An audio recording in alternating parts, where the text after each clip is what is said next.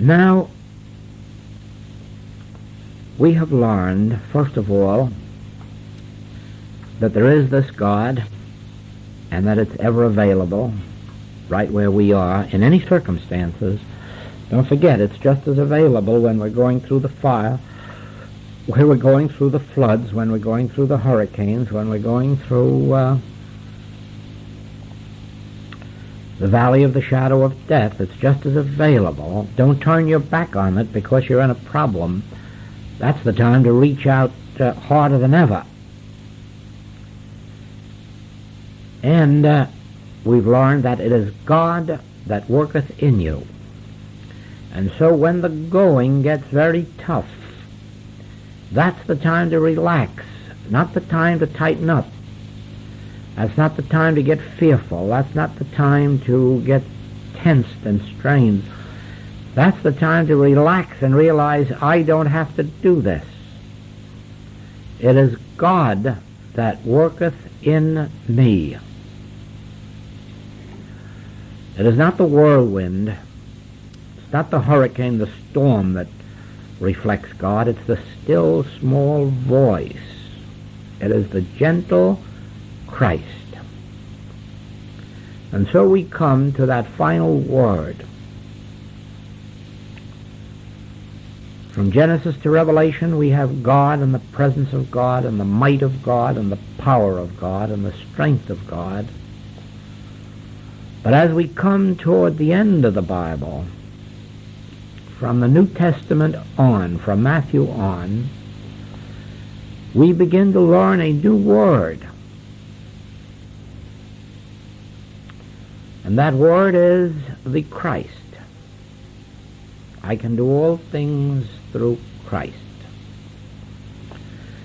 I live, yet not I, Christ liveth in me. And there we come to a word that defies definition or analysis or interpretation even.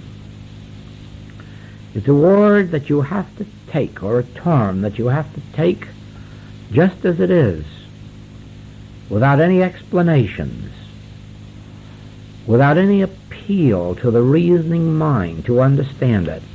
For the more you try to understand it, the less you'll have of it. The more you can accept the term the Christ without question, without any desire to analyze it or understand it, the more of it you will have. The more you try to mentally probe, the less you will have. Scripture tells us that there are 4 temporal kingdoms, using metals as a base, but we know that it means the forms of matter. And that these 4 temporal kingdoms will be destroyed. And then it tells us that they will be destroyed by a rock that is carved out of the side of a mountain without hands. That's pretty nearly as ridiculous as you can get. A rock carved out of the side of a mountain without hands will fall on the 4 temporal kingdoms and crush them. Well, you see, even though you could not analyze such a statement or humanly reason it out, still you can spiritually discern that there is that which is invisible and infinite,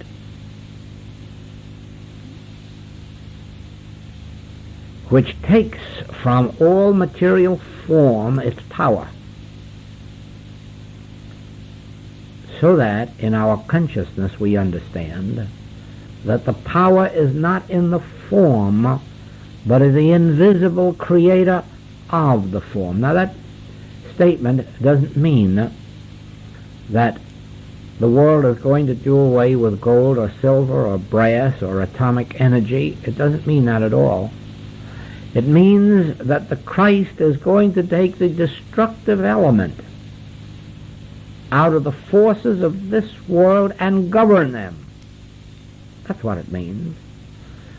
Now, you have already seen that done, for instance, in the case of electricity, where the mind of man governs electricity and its uses and its activities, harnesses it for man's purpose.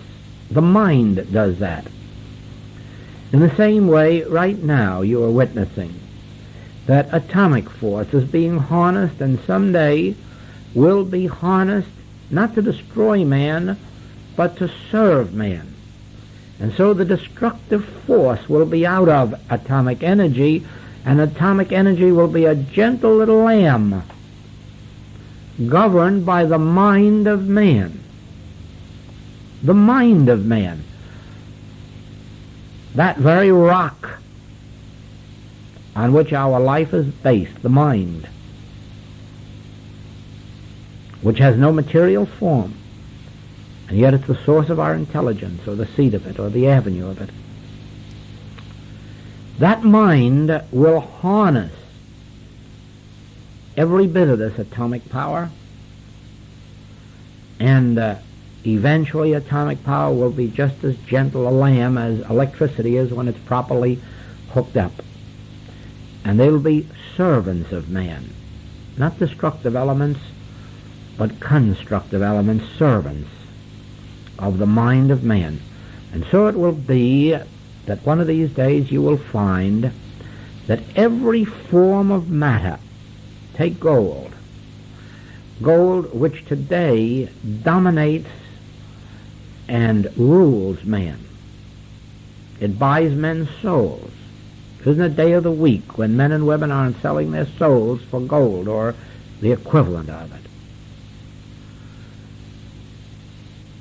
It's gold or its equivalent, money, that governments are using in this attempt to destroy each other or conquer each other. Money, which is in that sense a devil, will someday become just a pliant little thing in our fingers that we ourselves will use and have complete dominion over. And it'll never be able to buy us or bribe us, but we'll be able to use it, not to hold on to, but to transfer and use for our purpose. Gold will be tamed so that one of these days it will be nothing more or less than an instrument for our use, just like streetcar transfers that we don't hold to have any value, bus transfers that we don't use to have any value. So it'll be with dollar bills or pound bills.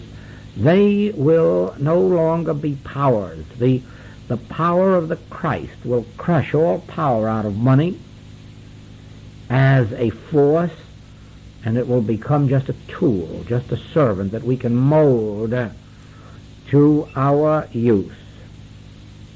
And so you're going to find one day that all forms of matter are literally going to be under our feet. Germs, we'll have absolutely no fear of them at all. No fear of them at all. We will have conquered them. I'm thinking right now of an illustration where for many, many years the Eskimo of Alaska was subject to tuberculosis, and to such a terrible extent that the medical facilities of Alaska were inadequate to care for it. And a law was passed permitting these Eskimo to be brought down to the States for treatment. And you know, within just 3 years, in 3 years' time, tuberculosis had been so conquered that they had been able to disband the sanatorium and give it up and have no further need for it. And the very little remaining tuberculosis that there is in Alaska is so little that the local authorities can handle it and take care of it. Those germs have become subdued. They're no longer the master of the Eskimo. They are the servants. They no longer master them. So it's going to be with all forms of disease. The disease will not master us, neither will the calendar. The calendar is one of the worst enemies of mankind there is. Because every time you tear off a page, it's like tearing up part of your life. There goes yesterday, and fewer tomorrows. But that won't always be. That won't always be. A calendar will someday be man's friend. And he will be in such complete control over time and the passing of time, the time will have no effect on his mind or body whatsoever. And then instead of man dying out with either disease or age, when his time comes to go into a higher experience, he will make the transition the same as a child goes into the adolescent period. And the adolescent goes into the maturity period. And then we go into the middle maturity period. So we will just keep on making transitions from one stage to another. But that won't be while the calendar has power over us, or while germs have power over us, or while money has power over us, or while bullets have power over us, or bombs. It will be when we have dominion over the 4 temporal kingdoms. When we, through the Christ, through the gentle Spirit, the still small voice, will be able to say, thus far and no farther. Thou couldst have no power over me unless it came from the Father. Now you can begin to demonstrate that any day of your life that you wish. You can't prove it to its fullness because that comes with time and maturity and experience. But you can begin as of this very moment. And just remember that within you there is this gentle Christ, which may be called the still small voice or the voice of the Lord. And that as you develop the capacity to hear it, to listen to it, that it becomes dominion over everything on this earth, above the earth or beneath the earth. The dominion that was given to us in the beginning when we were the image and likeness of God. Unto man was given dominion over these 4 temporal kingdoms. Everything in the earth, everything in the sky, everything in the waters beneath the earth, and everything in between, man was given God-given dominion over. And the means of that dominion was the voice of the Lord. The voice of the Lord came to Adam and Eve.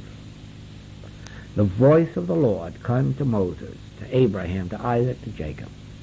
The voice of the Lord gave Moses dominion over those horrible experiences in Egypt. The voice of the Lord gave Jesus dominion over food, over health, over death itself. The voice of the Lord does all of these things. There's a psalm, you can look it up in your concordance, I've forgotten which number it is, but there is a psalm that is devoted almost entirely to the voice of the Lord and what the voice of the Lord does. And you'll be surprised what the voice of the Lord does.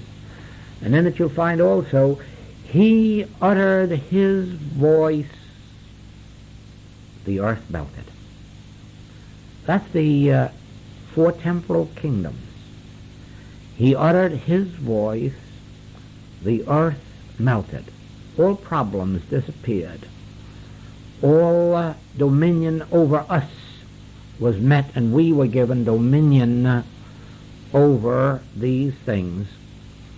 And so you see, when people say that they haven't time for it, Don't believe it any more than when they say they can't afford this or that.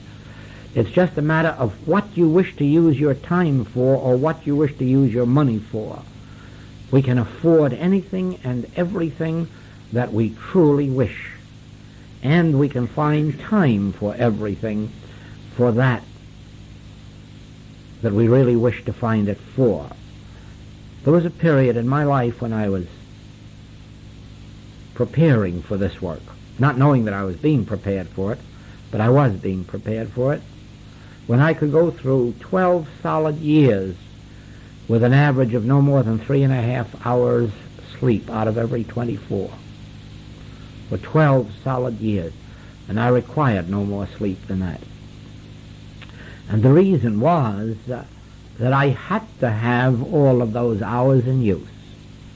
In those 12 years, I read the 1,500 books that have become part of my consciousness. In those years, I read some of those books through 100 times from cover to cover. I really read, and all the time worked 12 hours a day as a practitioner doing the healing work, and then for part of that time even went to the university to learn Sanskrit. So you see, there is time, because there are 24 hours in every day. But how much do we wish to use it? If we wanted to use 20 hours out of 24, I can assure you that the grace of God would sustain us. Because it isn't sleep we need, it isn't bed we need, it's the grace of God we need. In the same way, we could get along on half the amount of food we consume, because the grace of God would make up for the difference. We merely eat as much as we do because it's available and because it's tasty, not because it's necessary. We can do with half if we have to, and be just as healthy, if not healthier. For the grace of God has to be called upon when there's less of material reliance. Just as those, as you already know, who have come to science and been told that they had to throw away their medicines, they got along without them. I know that the rest of the world wouldn't believe if it knew how many people there are who go 10, 15, and 20 years without a drop of medicine, without an aspirin, without a cathartic. The world would never believe such a thing, because its physical setup is such that it must have aspirin, it must have cathartics, it must have this, and it must have that, as a minimum. And just think of all of us that you know about that have gone 10 or 15 or 20 or 30 years either with none or with so little that it's almost negligible.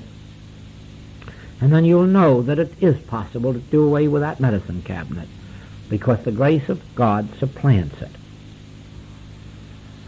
I know sometimes there are some doctors who smirk about the subject of Christian Science or spiritual healing, and like to tell about how they have a patient who's a Christian Scientist that sneaks to their office, or had to have an operation, or maybe they have 2 patients.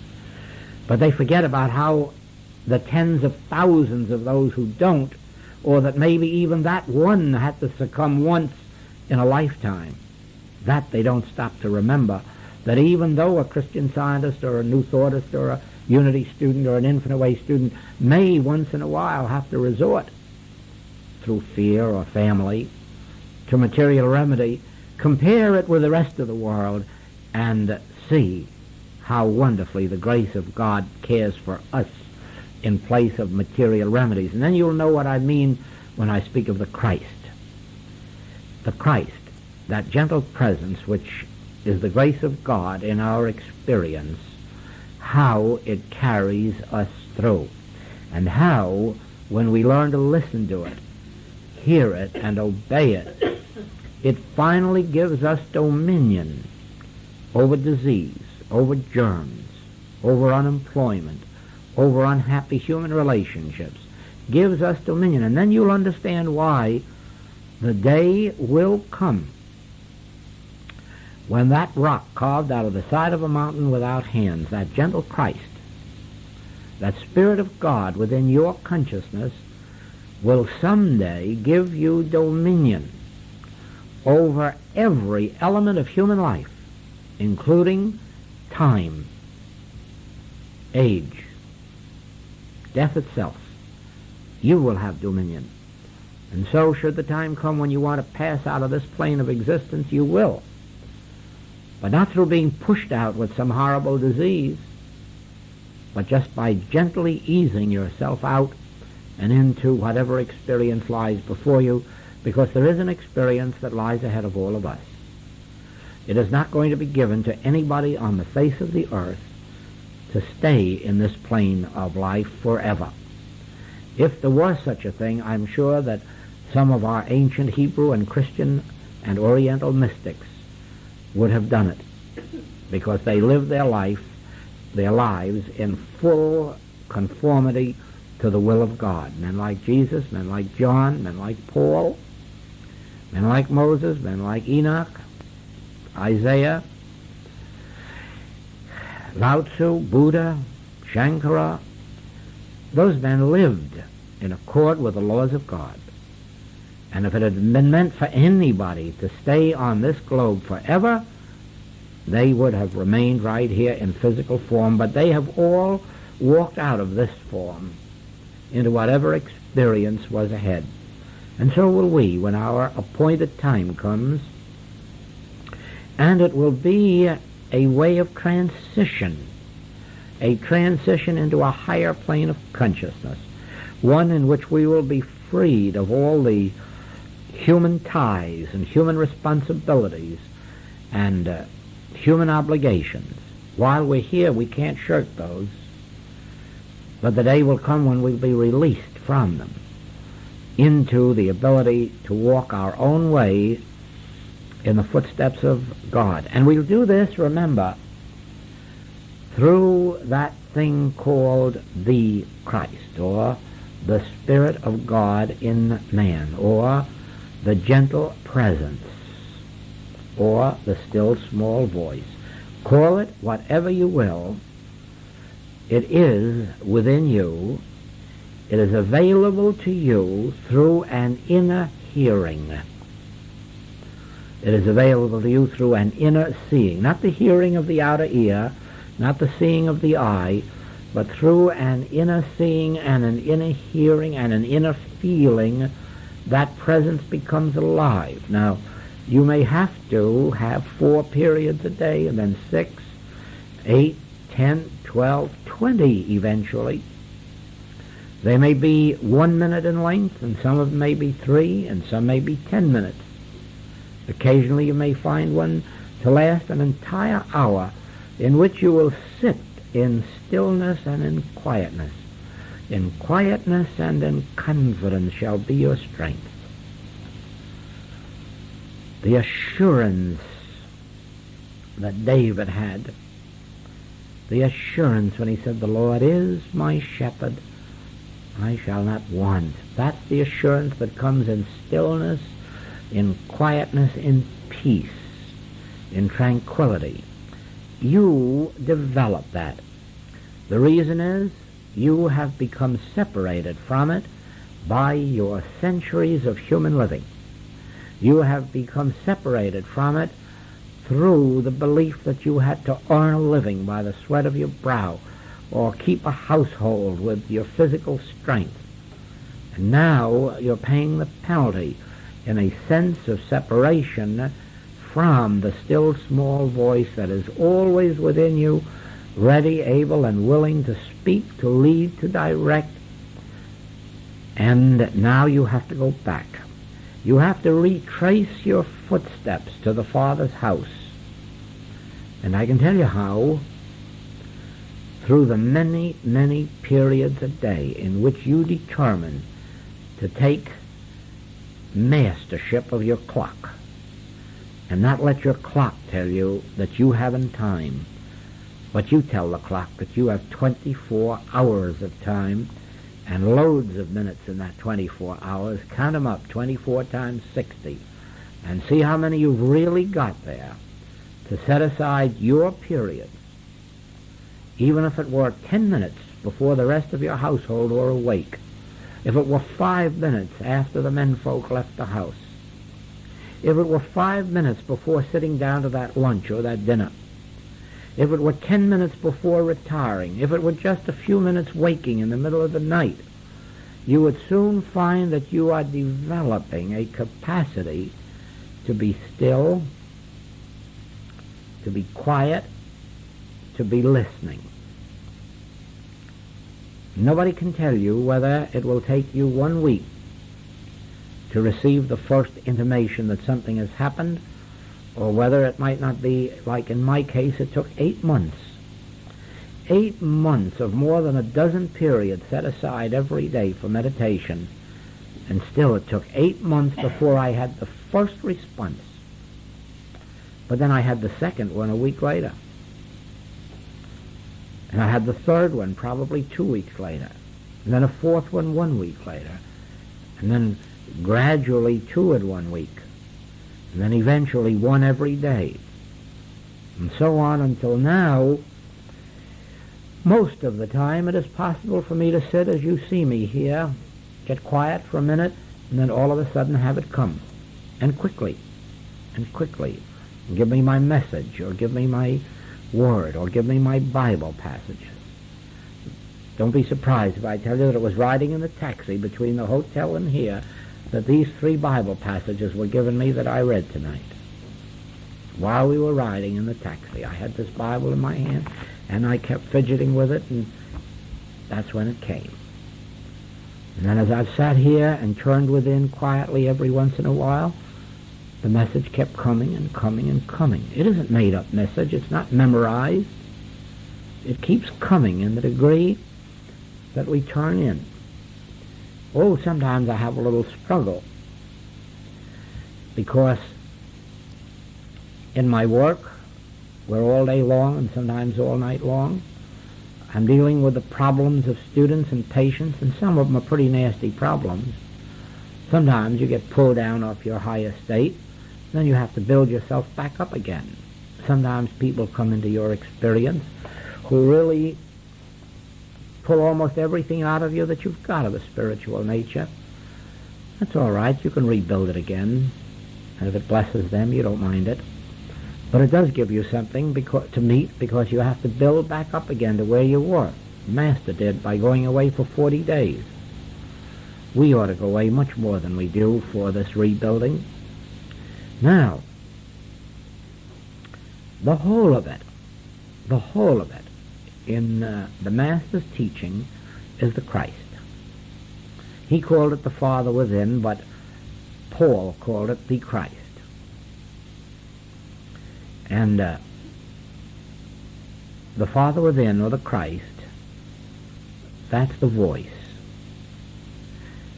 And that voice, the Word of God, is quick and sharp and powerful. And when that voice utters itself, the earth melteth. The whole 4 temporal kingdoms of the earth melt. I have seen all forms of sin and all forms of disease melt away when that voice spoke within. I've seen all kinds of human wrongs made right when that voice spoke within.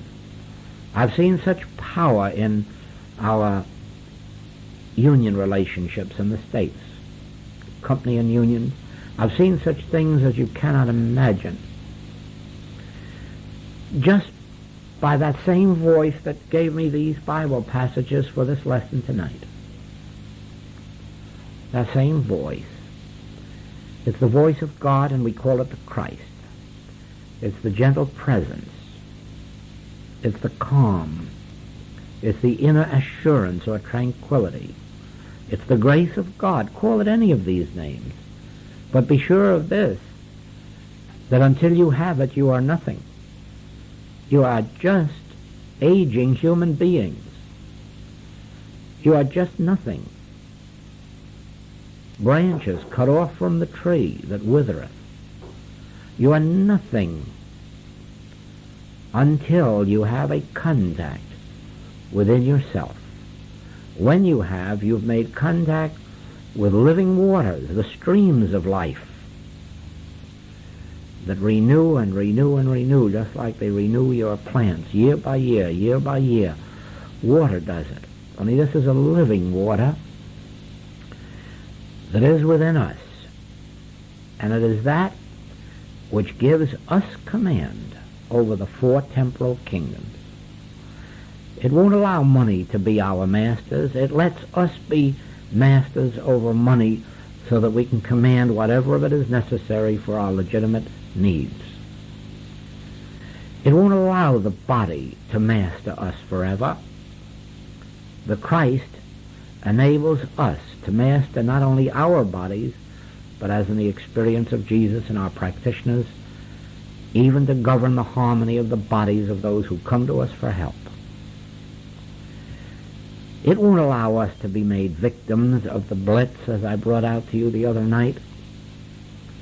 But you can walk the streets in the midst of the blitz, and it will not come nigh your dwelling place, if you're abiding in the secret place of the Most High, if you are maintaining your contact with the inner being, the Christ, the Spirit of God in you. If you ignore it, if you refuse to make your contact with it, if you don't have the stamina to stick with it until it does take over your life, you just have to do it in the next life. Someday or other, you can be assured of this, that every knee is going to bend. Every head is going to bow to God.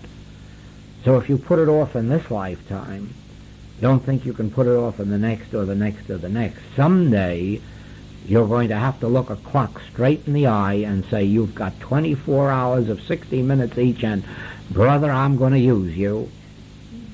You are not going to use me. I am going to use you.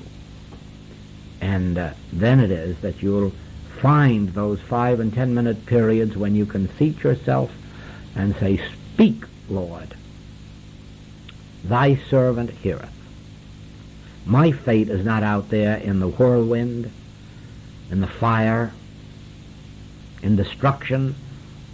My fate is in the still small voice within me. And when he uttereth his voice in me, the earth of problems just melts away. And I'm going to learn to be still.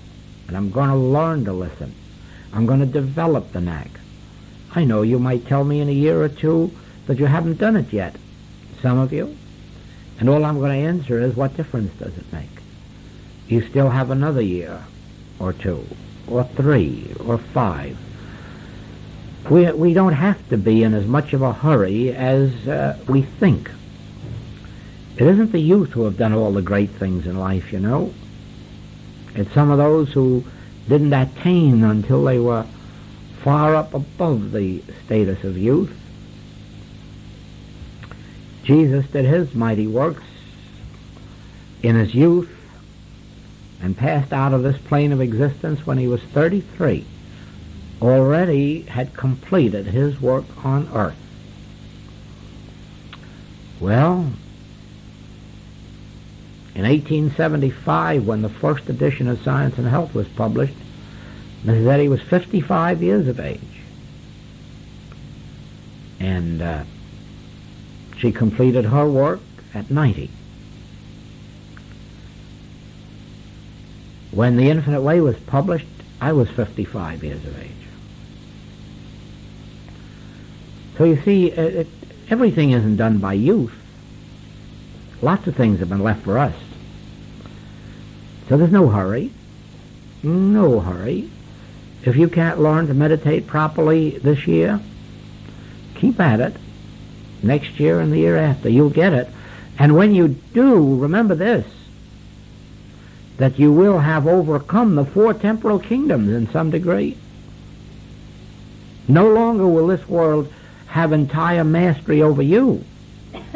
You will have begun to have mastery over many things of this world. Little things to begin with, greater as time goes on. And always remember, we've had great composers at 80, great inventors at 80, great artists at 80. Time means nothing, years mean nothing, longevity really means nothing. There's no particular credit in living to 90 or 100. Lots of people have done their work at 30 or 40.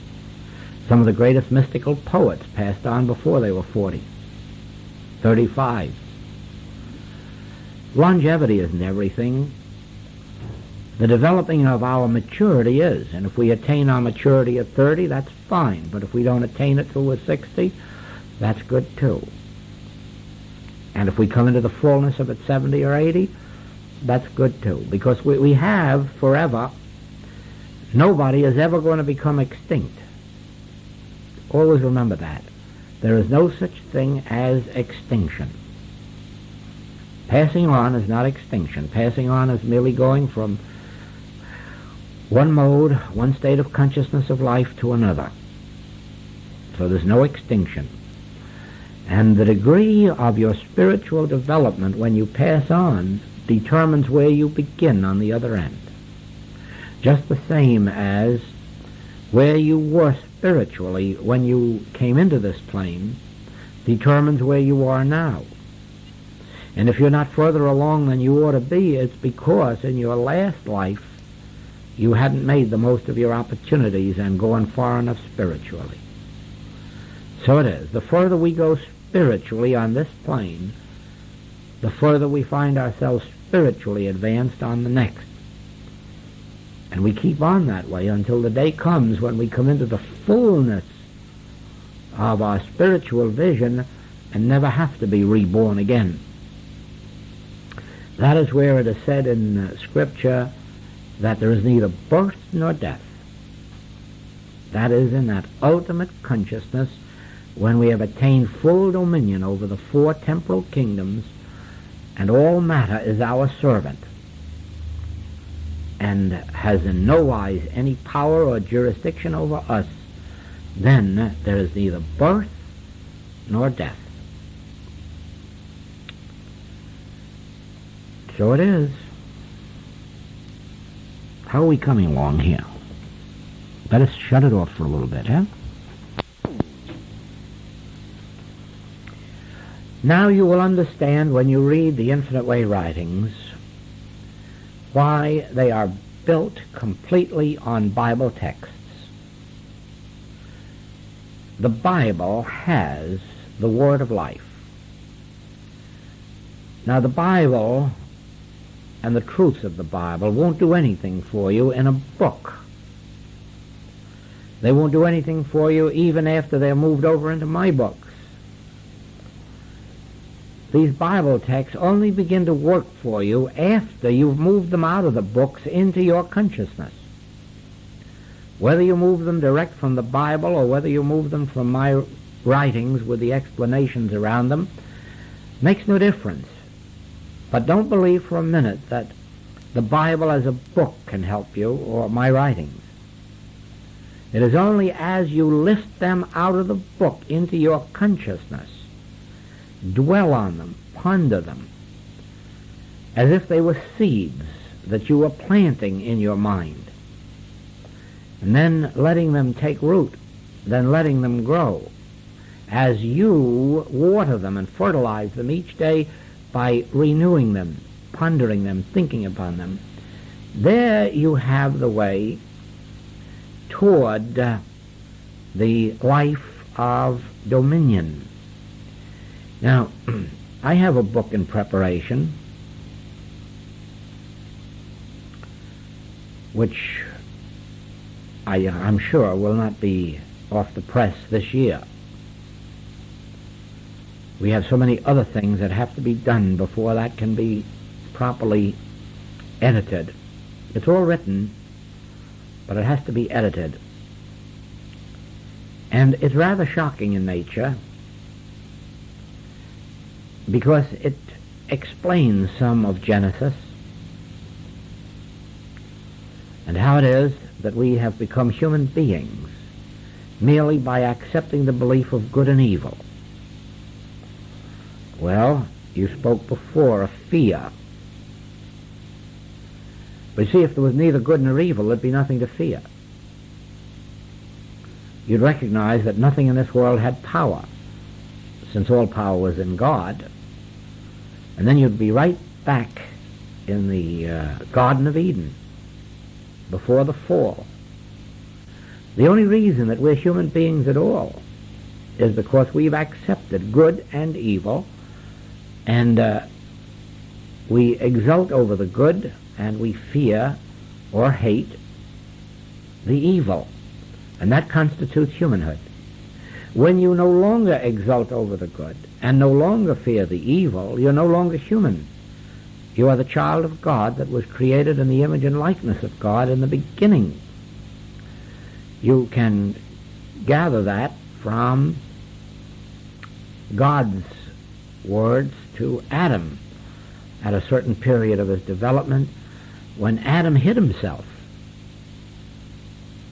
And God wanted to know why. I'm naked. Who said that thou art naked? Who told thee that thou art naked? Aha! Good and evil has come into the mind, huh? One part of the body is all right and the other part isn't. The other part isn't. Why? Who said so? Who said that thou wast naked? Why, nothing except the belief in good and evil. That's all. If it wasn't for that belief in good and evil, who would care whether they had clothes on or clothes off if the weather were right? But no. We have accepted the belief of good and evil, and with it, we've accepted sin, disease, death, lack, and limitation. And we're never going to be able to overcome our humanhood until we have overcome the belief in good and evil and are able to face any situation in life without a belief that it can be either good or evil, since all the issues are not in things but in the withinness. Well, in the same way, in this book, you're going to read about the Sermon on the Mount in a way that you've never in your life read about it. It doesn't appear anywhere in any of the literature that we know of, because it came to me through revelation, what the Master was saying in the Sermon on the Mount. And incidentally, it came to me in a shocking manner, too. It came to me on a Wednesday night in the Chicago class when I was talking about something or other, and all of a sudden stopped. And then all of a sudden the whole secret of the Sermon on the Mount poured itself out. I'd never heard it before, never known it before, never thought of it before, never had spoken about the Sermon on the Mount in any of my work. And then all of a sudden out it popped. And I was receiving it at the same time that the students were. But since then, as I've had time for this revelation to work in me, I have clearly seen what the Master was driving at in the Sermon on the Mount when he said, "Ye have heard it said of old." And then he told you what the old Hebrew life was like. But then he said, "I say unto you." And now he begins to give you the Christ truth that we've been speaking of here this evening. The Christ truth, in which you don't have to fear anything that's external to you, whether it's a calendar or a person or a bomb. Resist not evil, I say unto you. You have heard it said of old that you should fear, but I say unto you, fear not, resist not evil. There isn't anything in this world that can do harm to you. Well, we haven't attained that, but that's what we have to attain in order to be able to live the Christian life. The Hebraic life is an eye for an eye and a tooth for a tooth, and get there first with the biggest bomb. But that's not the Christian way. The Christian way is resist not evil. There's nothing in this world that can harm you. All you have to do is live in my word and let my word live in you. And you're completely free of any harmful effects from anything, from any person, from any condition on the face of the earth. You'll be shocked. Shocked when you learn more about that Sermon on the Mount. But so it is. It's all based on one thing. My entire life, from the very minute that I had my first spiritual realization, has been based on the term the Christ. even when I had no idea at all of what it meant or how it functioned or what the Bible said about it. That has been the little gentle term inside of me that has motivated and governed my life, the Christ. And I've known that in proportion as I did nothing, the Christ could do all things through me. And it has done wonders, as you've seen with this infinite way, and it's going around the world. It does wonders. It does. Separate and apart from it,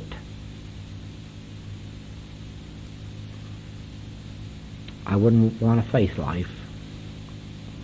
I'd rather have it end very, very quickly than ever have to think of living my life separate and apart from that little thing that I keep feeling inside there, that I realize is the Word of God, the Spirit of God. I can do all things through Christ. I live, yet not I. This Christ lives my life. But the manner of attaining it is the listening ear. It is those periods of meditation which you have got to take. It's the command of the clock that you've got to have. Then when you have command of the clock one of these days, you'll have dominion over the calendar. You'll not have to fear the passage of time. And I think that is where we will leave ourselves tonight.